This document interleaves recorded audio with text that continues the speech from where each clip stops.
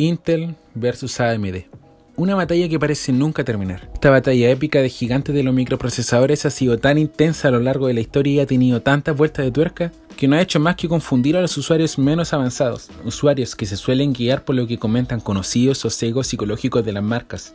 Esto hace pensar a la gran mayoría que puede haber una marca superior indiscutiblemente entre estos dos fabricantes, pero la realidad es que existen diferentes matices que vuelven mucho más complicado todo este tema. Para aclarar esto debemos retroceder al inicio de todo esto en la década de los 70, cuando Intel lanza sus primeros microprocesadores, un conjunto de chips que aceleran la tarea de cálculo increíblemente y que luego serían empleados para una infinidad de usos debido a su versatilidad. Pero debido a la innovación que esto suponía para la industria de Intel, no podría dar abasto con la demanda, por lo que empezó a licenciar sus diseños a otras empresas para que crearan sus versiones de microprocesadores. En este momento nace AMD, que entró al mercado con la estrategia de clonar los diseños de Intel, pero haciendo unas pequeñas mejoras y ofreciendo un mejor precio. A Intel no le causó mucha gracia esta estrategia, por lo que a inicios de los 90, cuando Intel lanzó el primer Pentium, dejó de licenciar sus diseños a otras marcas, produciendo el cierre de muchas empresas, dejando solo a las que comenzaron a crear sus propios diseños, como AMD, la cual a finales de los 90 comenzó a crear sus propios procesadores compatibles con las placas madres de Intel,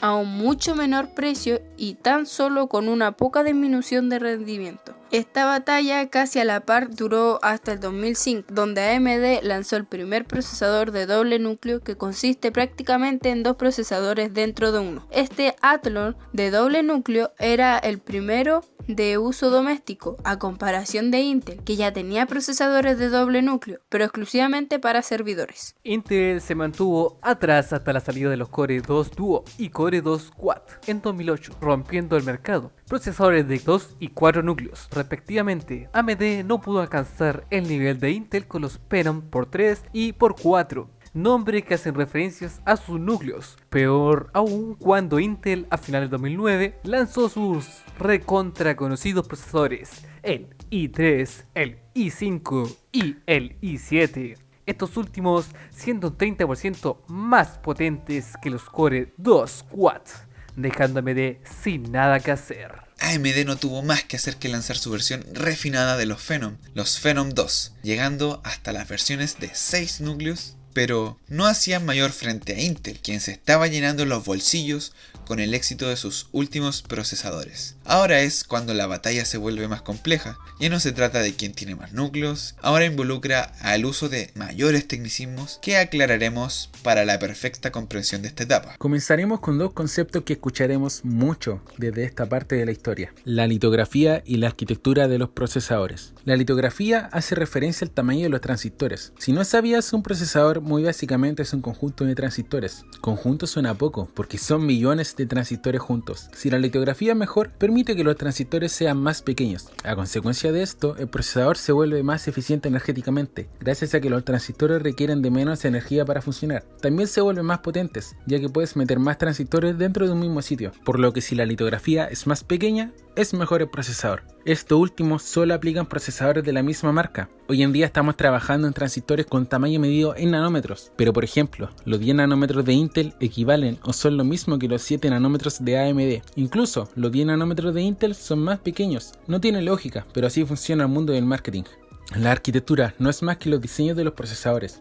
Es como las marcas resuelven inteligentemente la manera de integrar los transistores de la manera más eficiente y potente. Esta última es responsable de que se den casos de procesadores de muchos núcleos y de alta velocidad que son peores que otros de menos núcleos y de menos velocidad. Esto hizo a Intel triunfar con sus procesadores Core, por lo que es un factor muy determinante. Ya sabiendo esto, no debe ser un problema entender el desastre que le ocurrió a AMD, con procesadores de mucho más núcleos que eran un chiste al lado de los de Intel. Esto comenzó a finales del 2011, cuando AMD lanzó sus revolucionarios procesadores FX, con hasta 8 núcleos, causando un gran temor a Intel, que creó prototipos de procesadores de 8 núcleos, que nunca salieron a la luz. Esto porque realmente los FX no fueron revolucionarios. usuarios. Dos núcleos de los FX compartían componentes de cálculo muy importantes, así que dos núcleos en realidad solo equivalen a uno, y dos hilos. Los hilos, imagina que son tus brazos, un solo cerebro. Puedes hacer diferentes tareas, pero tú con un solo cerebro no eres tan eficiente como dos núcleos por separado, que vendrían a ser dos personas trabajando juntas. Así que los procesadores de 8 núcleos y 8 hilos de AMD en realidad solo eran procesadores de 4 núcleos y 8 hilos, que ni siquiera se acercaban a los de Intel. De hecho, esto le costó una costosa demanda a AMD por parte de los usuarios por publicidad engañosa. Esto para Intel no fue más que una de las mejores noticias de la historia, pues no necesitaba continuar desarrollando sus Frankenstein de 8 núcleos. ¿Pero para qué? Si con los i7 de 4 núcleos supera con creces a los FX, y así fue desde la tercera hasta la séptima generación de los Core, donde Intel prácticamente lanzó los mismos procesadores, pero con cambios muy ligeros, solo bajando de 22 nanómetros a 14 nanómetros, en estos últimos conservando su arquitectura hasta la décima generación. Todos pensaban que con el fracaso de la arquitectura de los FX de AMD, solo se dignaría a seguir lanzando sus mediocres procesadores económicos denominados APU y pequeñas mejoras de los FX, pero AMD estaba con un proyecto muy ambicioso en secreto, los llamados Ryzen. Junto a la arquitectura Zen,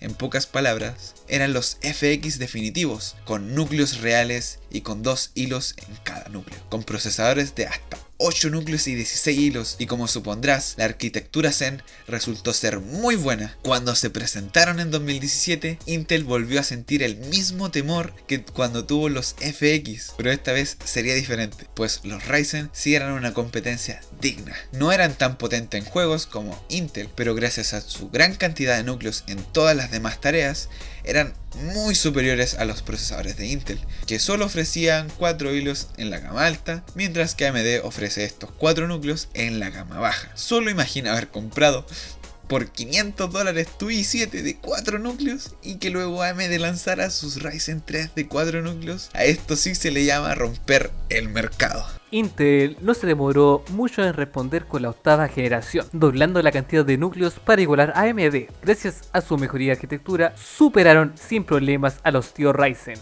Pero Intel se estaba dando cuenta de un problema que le costaría muy caro en el futuro. Sus fábricas de litografía a 10 nanómetros no funcionaban. Esto significaba que no podría cambiar de arquitectura. Se había quedado estancado en los 14 nanómetros desde la sexta generación, mientras que AMD mejoraba cada vez sus Ryzen y su arquitectura hasta el día de hoy, donde lanzaron los Ryzen 5000 con procesadores de hasta 16 núcleos y 32 hilos, con la arquitectura más potente que se ha visto hasta la fecha. Y también extremadamente eficiente, consumiendo una tercera parte de los Intel y rindiendo mucho más. Esto último gracias a los 7 nanómetros, tecnología que permite crear laptops con procesadores Ryzen prácticamente equivalentes a los de escritorio, ya que no tendrán más problema de sobreconsumo o sobrecalentamiento. AMD se coronó como el rey indiscutible de los procesadores. Por más fan de Intel que seas, sabes que AMD es muy superior hoy en día. Incluso, Intel en un intento desesperado por volver a la delantera, sacó procesadores con litografía pensada para los 10 nanómetros, pero en los 14.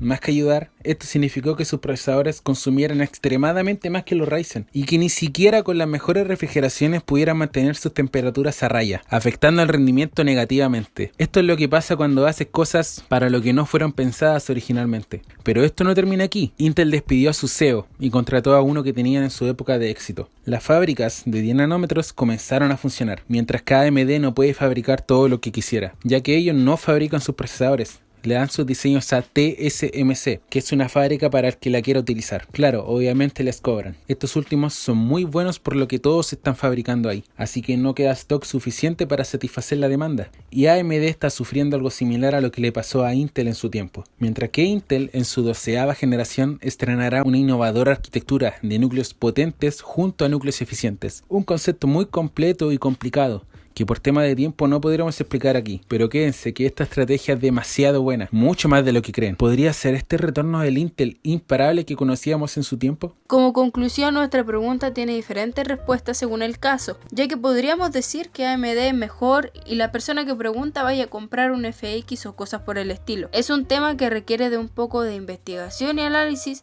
según cada caso de cada persona.